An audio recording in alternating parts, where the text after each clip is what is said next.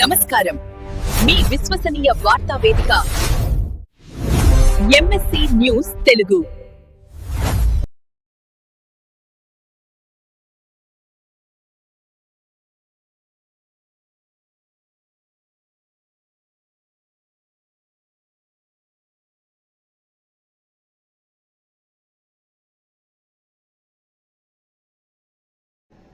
ఈ వార్తలు సమర్పించువారు pulse hospital Wyra road RCM church ఎదురుగా Khammam. Doctor Anwar MD general medicine, diabetic, general surgery, kidney dialysis, ఎముకలు డాక్టర్ అందుబాటులో ఉంటారు. Sri Tirumala hospital, Nehru Nagar, Wyra road Khammam. చెవి, ముక్కు, గొంతు, చర్మ వ్యాధుల దంత వైద్య నిపుణులు అందుబాటులో ఉంటారు. శ్రీ చరణ్ గారి ఆధ్వర్యంలో, శ్రీ భాస్కర్ గారి ఆధ్వర్యంలో ఖమ్మం. వైరా రోడ్ లో స్పర్శ neuro emergency hospital, doctor Apparao neuro physician అందుబాటులో ఉంటారు.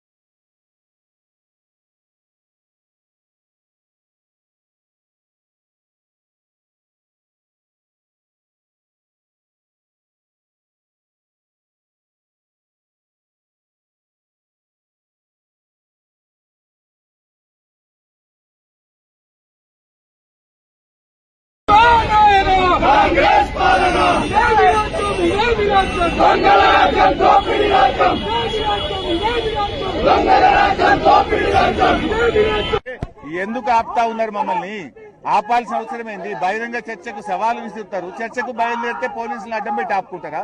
గవర్నమెంట్ మీదే కదా. నిజంగా మీరు చిత్తశుద్ధి ఉంటే చర్చకు సిద్ధమైతే పోలీసులను పెట్టి ఎందుకు ఆపుతున్నారు మమ్మల్ని? అంటే మీరు అవినీతికి పాల్పడ్డారు. గురుకుల టెండర్లలో అవినీతి జరిగింది. గురుకుల టెండర్లలో తెలంగాణ దళిత బిడ్డలకు లిడ్ క్యాప్ కు మీరు అన్యాయం చేసిండ్రు. గురుకుల టెండర్లలో గత బీఆర్ఎస్ ప్రభుత్వం చేనేత కార్మికులకు, బలహీన వర్గాలకు టెండర్లు ఇస్తే ఆ బలహీన వర్గాలకు టెండర్లు ఇవ్వకుండా గుజరాత్ బడా కాంట్రాక్టర్లకు మీరు కట్టబెట్టారు. మఫత్లాల్ కు, ఒక బ్రోకర్ కు మీరు టెండర్లు కట్టబెట్టారు.